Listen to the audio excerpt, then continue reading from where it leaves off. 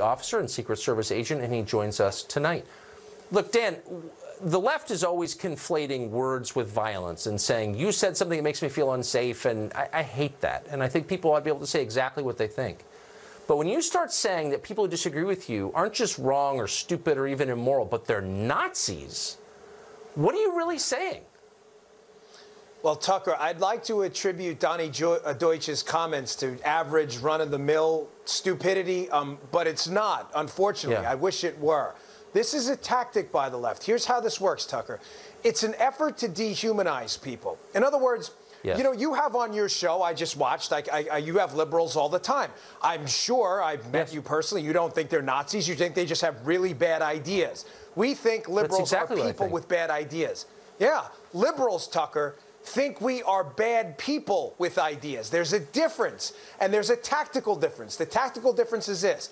When you lose on the facts and you lose on the data and you can't win a rhetorical argument using reason, what you do is you shut the argument down in advance by getting people to believe that the person you're arguing against is something less than human. He's not worthy of an opinion. He's to be dehumanized. He is a bad person with an idea, not a person with a bad idea. They do this on purpose, Tucker. This is not a mistake what they're doing. I wish it were. Well, you know what people who are not people don't have? Rights. So the DHS secretary was informed that she does not have a right to go out in public, a right to have dinner in a restaurant in downtown D.C. without being threatened. Now she doesn't have a right to sit at home with her family. Her home was surrounded by screaming protesters. Where are the adults on the left who are willing to get out there and say, you know what, this is too far. You've crossed a line here. You're moving toward violence, which is exactly what they're doing. Where are the adults in the Democratic Party to say that?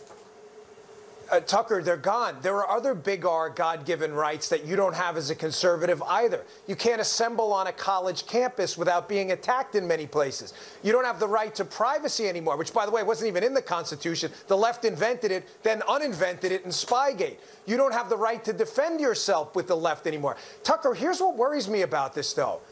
There's an emergency brake on conservatives and libertarians. And that emergency brake, not all, listen, I get it. Every political party has people who make mistakes. But the lodestar of conservative ideology is big R God-given rights. And that puts an emergency brake on your behavior. Proactive violence is never acceptable because you respond to faith in God first. I'm not collectively identifying all Democrats here, but on the radical left, when you are a secular, attacking faith is the enemy person, there is no emergency brake on your behavior because your God is the state. There is no higher set of objective values. The ends always justifies the means. Everything is subjective. This is what terrifies me about this new, well, it's not new, unfortunately, but this growing stream of radical far leftists. I tell people all the time, be wary. These people aren't kidding in some of their calls for violence. They're not joking. That's exactly right. What you just said is the essence of it. When you think you're God, there's no limit on what you can do. And you're exactly right. Dan Bongino, that was wise. Thank you.